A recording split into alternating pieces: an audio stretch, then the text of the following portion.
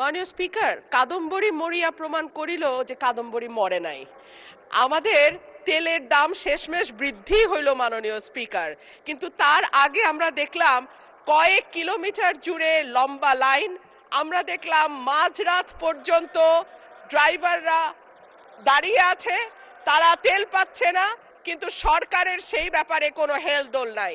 আশ্চর্য হয়ে লক্ষ্য করলাম মাননীয় স্পিকার, মন্ত্রীরা যখন সংসদে বক্তব্য দেন তখন তারা অবলীলায় বলেন বাংলাদেশে জ্বালানির কোনো ঘাটতি নাই, কিন্তু মাননীয় স্পিকার যখন তেল নিতে যায় তখন দেখা যায় 3 কিলোমিটার লম্বা লাইন।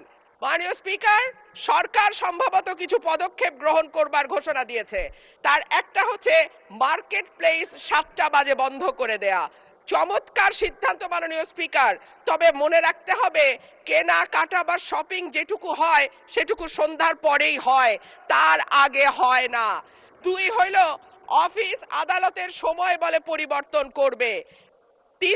5 দিনের জায়গায় 4 দিন বা 3 দিন তারা কর্মঘণ্টা ঠিক করবে, কিন্তু প্রশ্নটা হচ্ছে যদি জ্বালানির কোনো সংকটই না থাকে তাহলে এত লম্বা লাইনই বা কেন, দামই বা বাড়াইতে হয় কেন, অফিস কর্মসূচি সময় পরিবর্তন করতে হয় কেন?